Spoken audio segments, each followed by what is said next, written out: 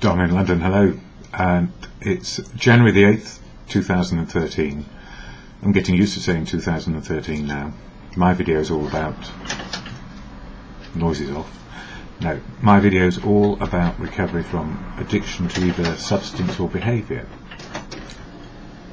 My addictive substance, alcohol, my behaviour could be equally addictive around people, places and things. And these days, I recognise I'm an addict in recovery from alcohol. I'm also an addict in recovery from particular behaviour, trying to be perfect with the right people in the right places, doing the right things. So quite a change around, and this means on a daily basis I understand I'm vulnerable, but that now is a strength. From this little book of AA, I'm going to read the AA preamble. Alcoholics Anonymous saved my life, and although it saved my life, I can't speak for AA. I can only speak about my recovery, but I do share what's important and relevant and how the fellowship helps me on a daily basis. So this is the preamble that is shared at every meeting from the AA little book here, and you'll find the AA preamble available online. And it reads as this: Alcoholics Anonymous is a fellowship of men and women who share their experience, strength and hope with each other, that they may solve their common problem and help others to recover from alcoholism. And that's like a mission statement. It's just about help people be sober and help others wanting to be sober or a desire to stop drinking. And it says the only requirement for membership is a desire to stop drinking. There are no dues or fees for AA membership. We are self-supporting through our own contributions. AA is not allied with any sect, denomination, politics, organisation or institution, does not wish to engage in any controversy, neither endorses nor opposes any causes. Our primary purpose is to stay sober and help other alcoholics to achieve sobriety. So in a way I'm just sharing experience, strength and hope, what's helping me today, and doing a bit of a daily meditation. So I've written what goes with this video on these papers, and I have a printer which works. Mine blew up the other day, so I had to get another one, and I upended my whole house in order to accommodate it, because I couldn't find a plug. Anyway, here we go. For January the 8th, 2013, AA 12 steps in action. I always put this on the top of my videos. Step 1, powerless. So I cover step 1 in January, 1 step a month. What was a weakness is now a strength. No need to feel powerful with the drink inside me. No need to imagine future success. One day at a time, finding the measure of success in emotional and spiritual living. Emotional, knowing my feelings. Spiritual, in the moment of now, knowing my feelings in the moment of now. It does not mean I will always be coping with what is going on. The strength is in asking for help when needed from anyone, anywhere, at any time, including, most importantly, our good conscience. And I go on to say, endlessly, we all have a conscience, and depending on how we have learned life, our conscience will drive us to do what is good, or what is seen as bad and what is seen as ugly. So depending on our life experiences, we may behave to the good, the bad or ugly of life. We may not like the consequences of our actions, and so often we don't think about the consequences of what we do under the influence of something we just want to do it. Like the ad campaign which suggests just do it. If we just do things because we are driven to do them, without applying some common sense and gumption, the world would be in more chaos than it is, and nobody would ever find any serenity in anything. And serenity is contentment and peacefulness with the way life is. It doesn't mean we are agreeable to all that life has to offer, or what life is depriving us of. It means that we find contentment in our current situation and that we are coping with it. Under the deception of teaching me something useful, my father showed me how to make homebrew at a very early age by throwing rhubarb and sugar into a bucket with water, put it in a dark cupboard and waiting for it to ferment into a very rough wine.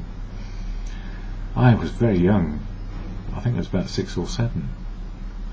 To improve its flavour, throw in a few raisins, and a few weeks later a very rough liquor to be ingested and cause a new experience in my head. Giddy and carefree. For a little while, and then a headache, and then a desire for more giddiness and more carefree feelings, and a complete withdrawal from reality. In other words, getting off my face. Great moments of release from reality. I guess back then reality was not that good, and I look back with a sober head. Reality was pretty awful. No wonder I was in the thrall of home brewing from an early age. And I went on to make wine out of anything. All sorts of neat tricks to make alcohol from anything. Beekeeping became fun, a fun activity in itself, and I was a beekeeper for some years. Producing honey and then producing mead, and getting a pat on the back for my enterprise from my father. He seemed to enjoy any sort of alcohol and any sort of medication which might produce a different way of feeling.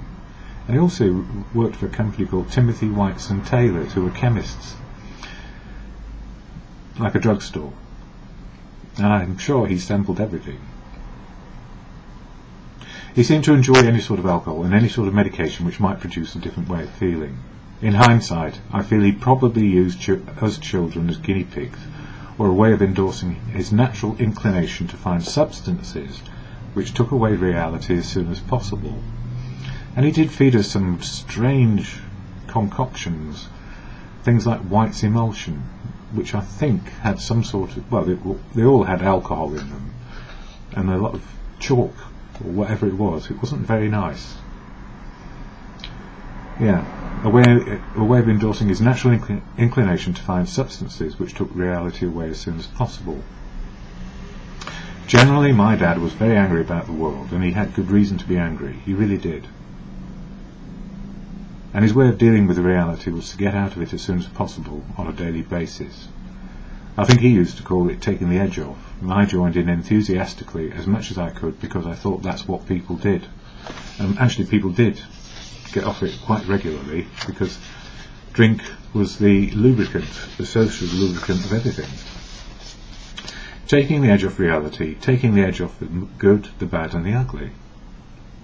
It meant my perception of the world was probably at extremes most of the time, because I could only feel things at the extremes. And one of the elements of recovery which has been most productive with me is learning about feelings and how they impact on my thinking and the actions I take. Somebody said recently, feelings are not truth, and I waver on agreeing. I know feelings are very real.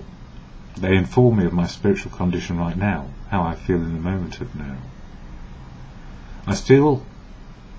When my feelings do not match reality, they are exaggerated in some way, and stop me seeing the truth. Although the feelings are real, I still need to find out what is the truth.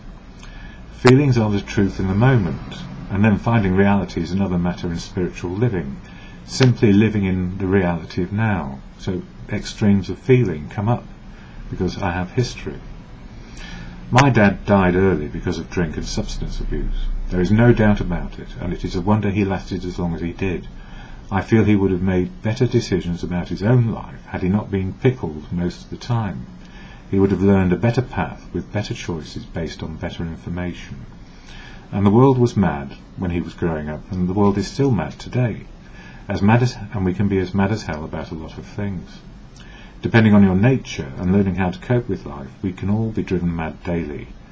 The tools of the fellowship program, the Fellowship of Alcoholics Anonymous, help me work out what I can do and what I cannot do on a daily basis, and to put the right value on my life, to live an emotional and spiritual experience where my feelings fit with reality and I can cope.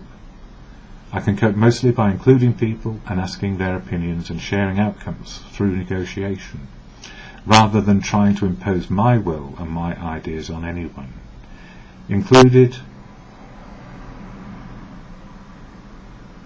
we are all interdependent, and the fellowship has taught me how to be equal, included, and find unconditional love works for 1 day, 1 hour, 1 minute at a time, imperfectly perfect in the ever-present moment of now. Even when other people around us have a different set of rules, or rather it is simply ways of living, we don't have to join in their way of living. If their way of life or living is unhelpful, bullying, or simply a bad practice, we need not join in with them. Easy to say and very difficult to do. If we feel that we ought to be like them, we need to challenge our own outlook and our own behaviour. One of the things I know most often happens is that we think we can change another person's attitude and behaviour, and especially how they feel about the world and how they feel about us. I am powerless over people, places and things, and when I remind myself that I can change my outlook, my choices and my destination with due care and attention, I need not undermine other people. And I need not undermine what they are about. We will encounter many people in fellowship with different ideas and beliefs, attitudes and outlooks, and just because they be loud in their opinions, we do not have to join in with them. As individuals, we decide our right choice in the moment of now, and often this is a difficult path, and the serenity prayer helps always in the can and cannot do, and accepting the wisdom we learn one day at a time.